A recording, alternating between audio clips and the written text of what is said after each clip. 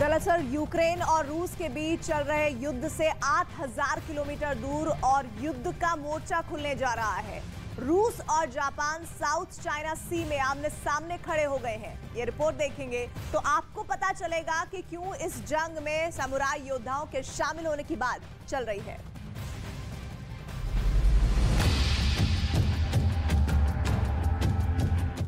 पिछले 2.5 महीने से ये चेहरे पूरी दुनिया पर हावी। Putin, Zelensky, Biden. जब यूरोप सुलग रहा है, जब यूरोप एक बहुत बड़े युद्ध की चौखट पर बैठा हुआ है, तो पुतिन और ज़ेलेंस्की के साथ बाइडेन की भी चर्चा हो रही है। क्या ये जंग तीसरे विश्व युद्ध का खतरा बढ़ा रही है? ये सवाल पुराना हुआ, इसलिए रुकिए, कुछ देर के लिए भूल जाइए पुतिन, ज़ेलेंस्की और बाइडेन। भूल जाइए कि पिछले 2.5 महीने में क्या हुआ। कुछ देर के लिए भूल जाइए रूस, यूक्रेन, नेटो और अमेरिका को, क्योंकि इस वक्त दुनिया की दो और बड़ी ताकत टकराती हुई नजर आ रही है। एशिया में बहुत बड़ी जंग का खतरा नजर आने लगा है। अगर यहां जंग हुई तो यूक्रेन से भी ज्यादा खतरनाक हथियारों का इस्तेमाल होगा।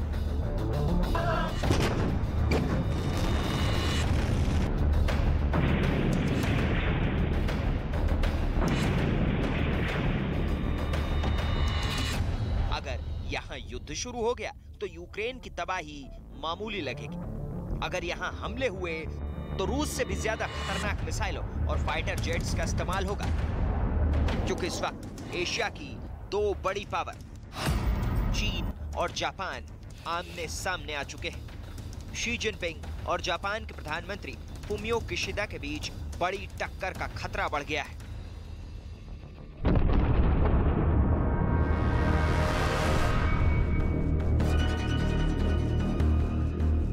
ये सब कुछ हो रहा है भारत से 4500 किलोमीटर दूर प्रशांत महासागर में। यहाँ समंदर में चीन और जापान के बीच ऐसा उबाल आया है जिसकी वजह से वर्ल्ड मीडिया का फोकस यूक्रेन के साथ साथ जापान और चीन पर चला गया है। ये हेडलाइंस बताती हैं कि जापान और चीन के बीच टेंशन बहुत ज्यादा है, खतरा युद्ध का है। अमेरिका से लेकर एशिया और यूरोप के अखबार इस वक्त जापान और चीन के बीच तनाव पर जमकर रिपोर्ट छाप रहे हैं। सवाल है कि क्या यूक्रेन में जंग के साथ साथ दुनिया एक और युद्ध को बर्दाश्त कर पाएगी? हमारे सामने दो बहुत बड़े देश हैं, दोनों ही ताकतवर हैं। यहाँ रूस और यूक्रेन वाला मुकाबला नहीं, बल्कि चीन और जापान की शक्ल में टक्कर दो बड़ी अर्थव्यवस्था वाले देशों और दो बड़ी मिलिट्री पावर के बीच युद्ध का खतरा बढ़ने लगा है।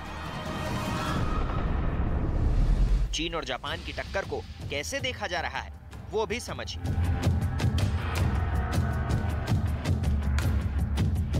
एक का शाओलिन और दूसरे का समुराई फाइटर इस वक्त एक दूसरे के खून के प्यासे बन सकते हैं। ऐसा हुआ तो एशिया में यूक्रेन से बड़ी कयामत आएगी। ये तलवारों की नहीं, बल्कि इलाकों को लेकर एक ऐसी बाजी है जिसमें कोई भी 1 इंच जमीन या इलाका भी नहीं हारना चाहेगा। जापान ने साफ कर दिया कि वो प्रशांत महासागर और उससे लगे समंदरी गलियारों में चीन का दबदबा नहीं सहेगा।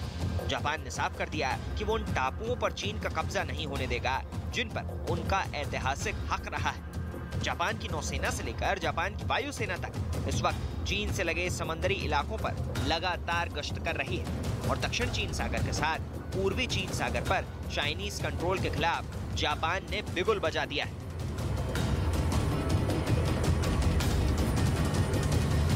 自由で開かれたインド太平洋の実現に向けた協力を重層的に進めていくことを確認いたしました。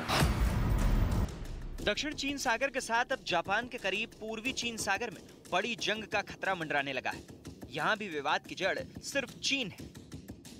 चीन का जंगी बेड़ा इस वक्त ताइवान के बहुत करीब युद्धाभ्यास कर रहा है, तो वहीं उसकी नौसेना इस वक्त जापान के करीब सेनकाकू द्वीप को लेकर भी गलत इरादे जाहिर कर रही है। यही वजह है कि जापान अब पूर्वी चीन सागर में युद्ध के लिए खुद को तैयार कर रहा है। जापान अपनी तैयारियों को इसलिए भी पुख्ता कर रहा है क्योंकि यूक्रेन पर रूस के हमले के बाद अब ताइवान पर चीन के कब्जे की आशंका जताई जा रही है। मुद्दा बस ये है कि चीन ये कब करने जा रहा है। जापान से लेकर अमेरिका और ऑस्ट्रेलिया इस वक्त चीन की हरकतों को लेकर बहुत डरे हुए हैं। यही वजह है कि जापान की वायुसेना लगातार समुद्री सीमा को चीन से बचाने के लिए एयर पेट्रोलिंग कर रही है।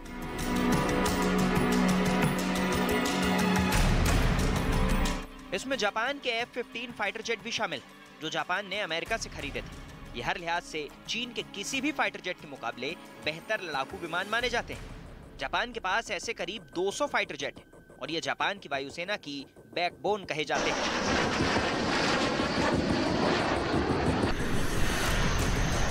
इसके अलावा जापान के F-2 फाइटर जेट, जो अमेरिका के F-16 की नकल कहे जाते हैं, वो भी लगातार जापान के आसमान और पूर्वी चीन सागर के आसपास गश्त लगा रहे हैं। जापान के इस विमान की 6 स्क्वाड्रन, एक स्क्वाड्रन में 12 से 18 विमान होते हैं। लेकिन जापान की नई ताकत F-35 स्टेल्थ फाइटर है, जो उसने अमेरिका से खरीदा है। जापान के पास ऐसे 23 विमान, जबकि ऐसे 120 से ज्यादा विमान उसकी एयरफोर्स में और शामिल किए जाएंगे। यह हवाई ताकत जापान को चीन के किसी भी एयर अटैक को काउंटर करने की शक्ति देती है, क्योंकि चीन के पास इस जहाज के मुकाबले में कोई भी भरोसेमंद जहाज नहीं है।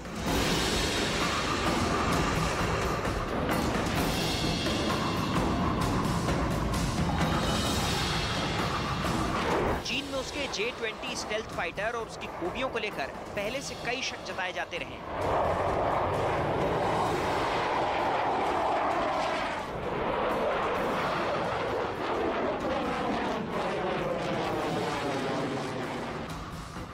हालांकि चीन को लेकर जापान के डर की वजह ऐसी है जिससे ऑस्ट्रेलिया भी इत्तेफाक रखता है। हाल ही में चीन और प्रशांत महासागर में सोलोमन द्वीप समूह के बीच एक सामरिक समझौता हुआ है।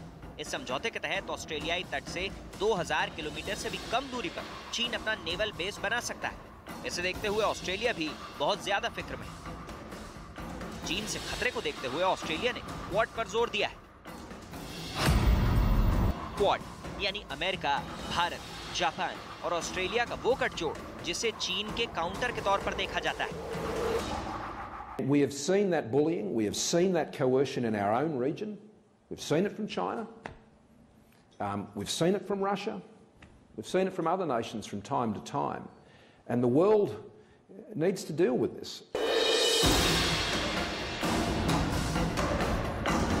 यानी प्रशांत महासागर में चीन की नौसेना की बढ़ती ताकत को लेकर जो खतरा जापान को है, वही खतरा अब ऑस्ट्रेलिया को भी नजर आ रहा है।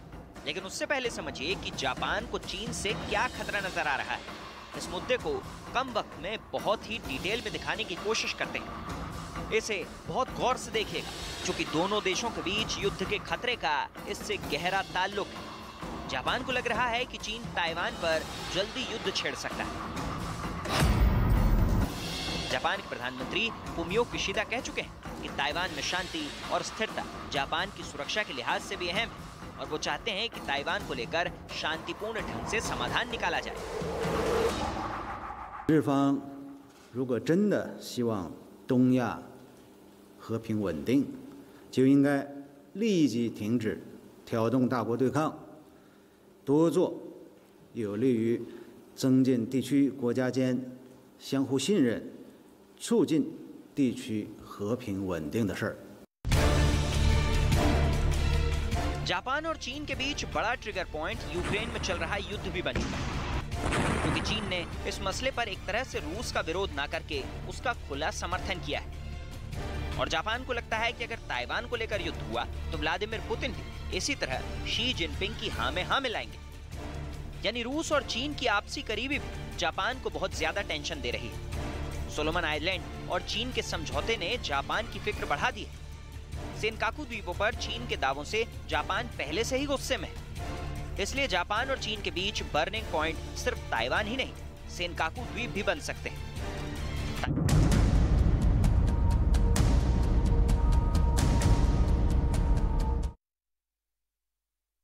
श्रीलंका में बनी इस स्थिति के लिए आम श्रीलंकाई जनता राजपक्षे परिवार को जिम्मेदार मान रही है और इसी वजह से लोगों का गुस्सा श्रीलंका के प्रधानमंत्री से लेकर राष्ट्रपति तक पर फूट रहा है। श्रीलंका के पीएम ने तो इस्तीफा दे दिया और लोगों के हंगामे के बीच उन्हें आनन फानन में पीएम आवास से निकलकर सुरक्षित जगह पर पहुंचाया जा सका।